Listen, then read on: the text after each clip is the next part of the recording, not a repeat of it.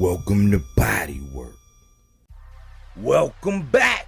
It's Michael Rogers. Welcome to BodyWork Boxing. I know, hold on. Hear me out.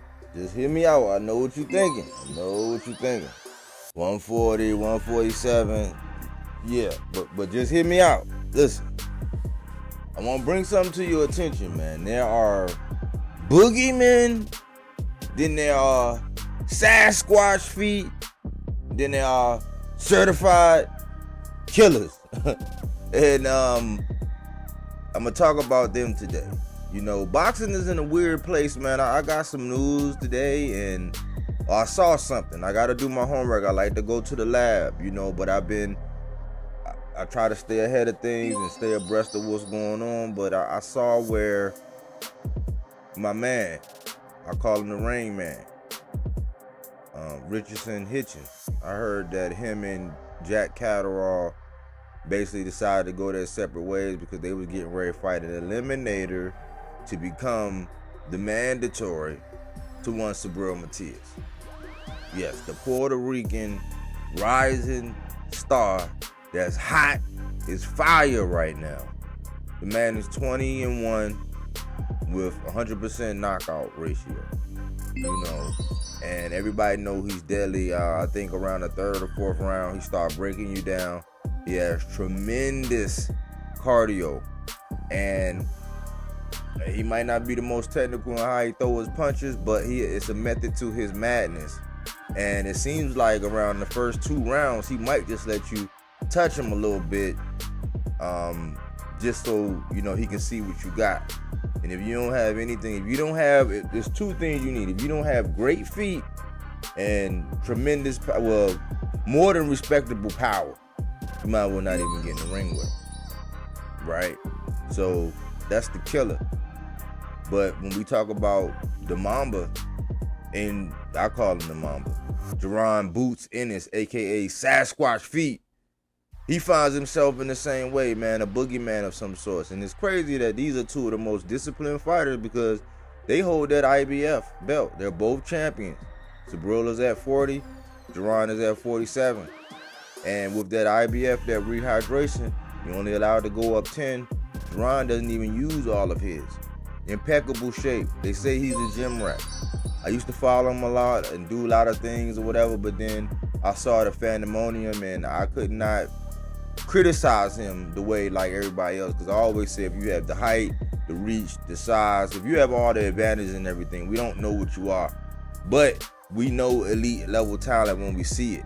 So I just laid back because until he really fights somebody of note, then he really just open yourself up to scrutiny when you talk about some of the pandemonium, you know what I'm saying? And I don't like building any ill will, but Jaron Boots Ennis is a killer. He's waiting in the wings, 47 divisions at a standstill, but he finally got his belt. And I was thinking to myself, could this happen? Could this happen? I want you to be honest. Could this happen? Because we got to think about it. They're only 7 pounds away. And when it comes to the dimensions, Boots is 5'10". Subriel's 5'9". Boots has a 74-inch reach. Subriel has a 71-inch reach. They both have power. I think Boots might be more explosive, but Subriel is more like a Terminator of some sorts, where he's just gonna keep coming. You know, he might even put a little bit of tank where he might let you touch him a little bit so he can get his off, and just to see how you feel. Some people are like that. They're freaks. They're pain. I don't know what it is, but that's kind of what gets them going. But I was looking at it and I was analyzing both situations at 47, right? Here we have a young Lord Devin Haney who gets back with the zone, pre-laid plans. Him and Eddie, they had plans. He gets back with the zone after getting his undisputed and defending it against Loma. He comes back, he moves up a division to 140 finally, which I applaud, and he puts on immaculate dominant performance against Regis Progress. Nobody saw that coming. I didn't see a landslide at one-sided, like, onslaught in which Regis sets a record for the least amount. I didn't see that. But with that performance, everybody starts saying, oh man, you know, and his father got out there, said that he called out Subriel the next day. And I'm thinking, like, how is that going to work? How is that really going to work? Is he going to be able to go over to the zone? Is Subriel still associated with the PBC? I'm just like, it seemed too far-fetched.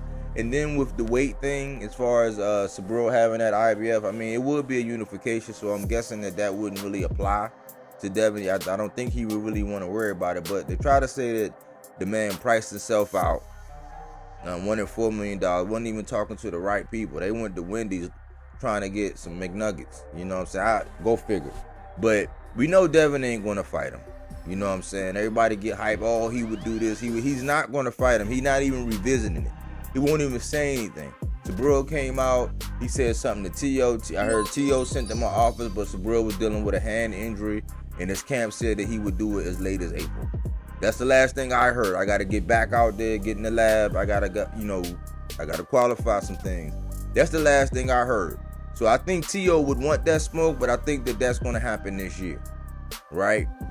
Richardson Hitchens, we just talked about him, and if that's true that he actually did that, I don't know what to say, man. It's equal opportunity over here, man. I call it straight down the middle, man. Richardson Hitchens is my guy, and I understand his reasoning because I guess he don't want to do the weight thing and all that, but it's like, man, you get like, I don't know, man. That's why I say legacy or money or what is it? You know what I'm saying? I don't know. I think that Richardson Hitchens is more than ready, but sometimes if these fighters know more than we know, you know what I'm saying? We're fans and we're not privy to everything. But I'm going down the list, and so that's T.O. I'm thinking that's going to happen this year. Then we got Devin. He's ducking Subriel Matias. He's not going to fight Subriel Matias. You know, and I do question the fact that Eddie went and got Regis, and he brought him over there. And we know it was best laid plans because that fight, it was a little... Regis had signed way early. They had him in the bag, and they used all this clout and everything off of everybody else. But he also signed Richardson Hitchens. And I was thinking, okay, cool, because Richardson Hitchens, he got all the smoke for Devin Haney.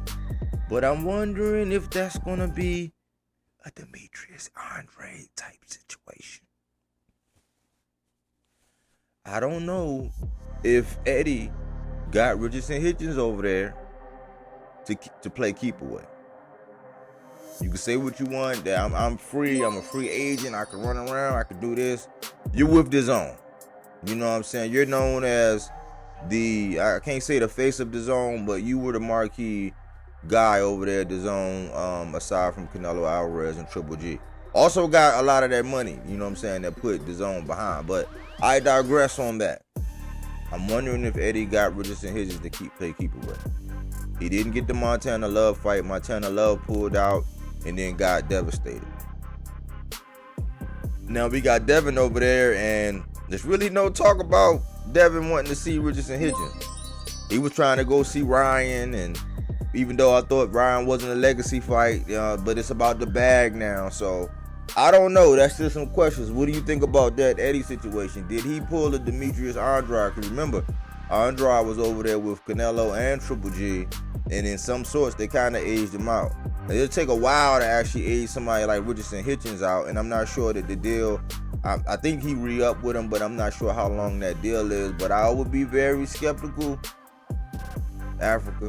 I would be very skeptical, you know, and with this whole deal with not fighting Catterall to get this Subriel Matias, I don't know what to make of it. Again, I'm going to give him a reprieve until I actually can do some research. But that's Richardson Hitchens, that's T.O., that's Devin. Right? Then we got Rolly. Rolly, I doubt Rolly would get in the ring with Subriel Matias. I doubt it very highly that Rolly would get in the ring with Subriel Matias.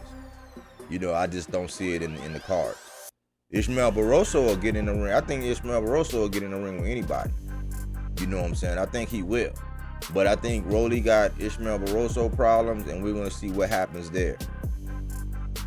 You know, as far as the champions, those are all the ones with the belts. Now, let's talk about some of the most dangerous ones, because remember, I said there's boogeymen, there's killers, and then there's the butcher. Gary Antoine Russell, that's what I call him. I call him the Butcher. The Butcher is coming. One of the most intelligent young men that I see when he get the mic. I know, and I'm familiar with the family. Been watching them from afar, you know what I'm saying, all this time. I love the Russells, you know what I'm saying. They know that them my guys, you know what I'm saying. I rock with them, and I know that Gary Antoine Russell is a force to be reckoned with. A lot of people have his name tied to Richardson Hitchens and also Subriel Matias, and everybody say that him and Subriel Matias would be a fight for the ages. I think those are two throwback fighters. Two throwbacks. You can put them back in the era and the way they fight and how they fight and the mentality that they have, they'll fit in anywhere. So we still have Gary Antoine Russell. You know, Gary Antoine Russell and Boots also have a history from the amateurs. You know, where Gary Antoine Russell came out on the better end of those numbers. But they're linked together, Jaron Ennis and Gary Russell. And Gary Russell prides himself just like Subriel Matias, and the secret that I told y'all about how Subriel Matias stays around his walk-around weight. And a lot of his fans been chiming in and joining in and saying, yeah, he be running on the island, he stay in shape, his cardio is this. They giving me the, you know what I'm saying, the 411 on what's going on. Well, Gary Antoine Russell is the same way. He stay around the same weight. He was even talking about, hey, I'm ready for 40 or 35. And I remember a time when Mr. Gary Russell lost to Mr. Mark Magsayo, and Mr. Devin Haney had a lot to say, and Gary Antoine Russell was like, oh yeah, you think my brother got beat? Okay, cool. Well, since you feel that way, holler at me when you get to 140. Haven't heard Devin say his name not one time. Not one time. I'm not sure where Gary Antoine Russell is right now, you know what I'm saying, and what he's up to. I'm thinking it's rumblings of him coming back. I don't know if it's a part of the whole PBC thing and the rollout with the Amazon and when that got coming. So a lot of people are waiting on the wings on these big announcements. Hopefully we'll get something soon. But, you know, I don't know what's up. I think Gary, think he need to come back, get a fight on his belt, and then he should be ready. But I don't know. He might want to go straight for the gusto. You know what I'm saying? He might want his slice of the apple pie right now. I don't doubt it. You know what I'm saying? And I would love to see him and Subriel Matias. But when I look at Boots. Nobody wants to fight Boots. You got Devin Haney, who's the same size as Boots, who don't want to. It'll be a curse word if you ask Devin to fight Terrence Bud Crawford, even though I think ESPN gave him fight of the year. One of them places gave him fight of the year. I don't know, but it'll be a curse word to ask him to fight Boots. It'll be a curse word to ask him to fight Bud Crawford. I'm thinking it's a curse word to ask him to fight Subriel Matias, but they're the same size. So Devin don't want to go up there and fight him, even though he's the same size, but he want Tank to come up, right? He didn't want to fight Shakur either, you know. So we can eliminate Devin Haney from fighting Boots.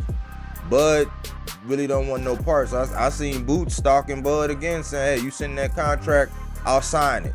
I just saw his Twitter update before I even, you know what I'm saying, started doing my thing today. So I'm like, Boots is still, you know, stalking Bud. Bud saying you got nothing to offer, even though the big fish, man down, Errol Spence, you know, just had surgery and it's going to be a slight delay. Canelo don't want Bud. So the Boots and Bud thing look like it's not going to happen, which I don't know which way we should go. Because it's like some of the killers don't want to fight the killers. Boots want all of the smoke. Boots want all of the smoke. And when I look at the landscape, they saying Mario Barrios and this, and I would say Stan Giannis. I mean, only other person I would say is Stan Giannis. But it's the history where Boots have shared the ring with Lipinets, you know, who was a real 40-pounder moving up. And I think that the dimensions of Subriel Matias, the level of talent that he has, and how close they are as far as like their dimensions, and the fact that they fight for the IBS and they're very disciplined, I think that fight can happen. You know, I see that fight can happen. They both in the IBF. They're accustomed to it. They're both killers. They both want all the smoke, and they're both highly avoided. You know what I'm saying? Highly, highly avoided. And check this out. A lot of people were saying, oh, they want Tank to go back up to 140, which he did. You know what I'm saying? That's the only other fight that I would see with somebody that might have a shot with Subriel Matias.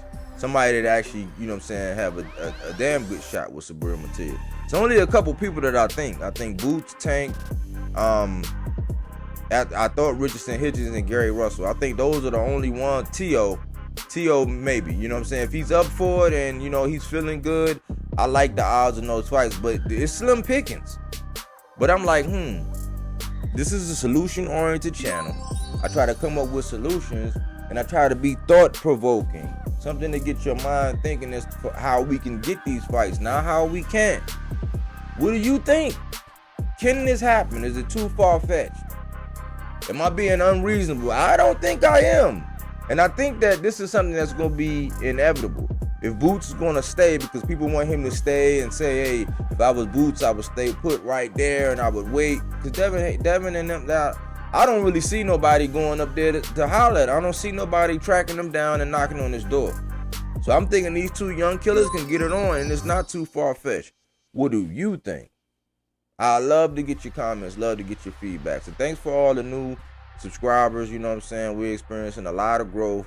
Thanks for everybody who chime in, you know what I'm saying? Appreciate, you know, what I bring to the table when it comes to this boxing talk, you know what I'm saying? My goal is to see the best fights, to be able to have good boxing dialogue, conversation. I go inside the ring and work my way out, inside the ring first and then outside the ring, you know what I'm saying, as I learn these fighters. And if you're good enough inside the ring, you start getting my attention. I start doing my homework, my research. I start putting things together. You put on immaculate performances. You show grit. You show heart. You show determination. You a good sport, even in a loss.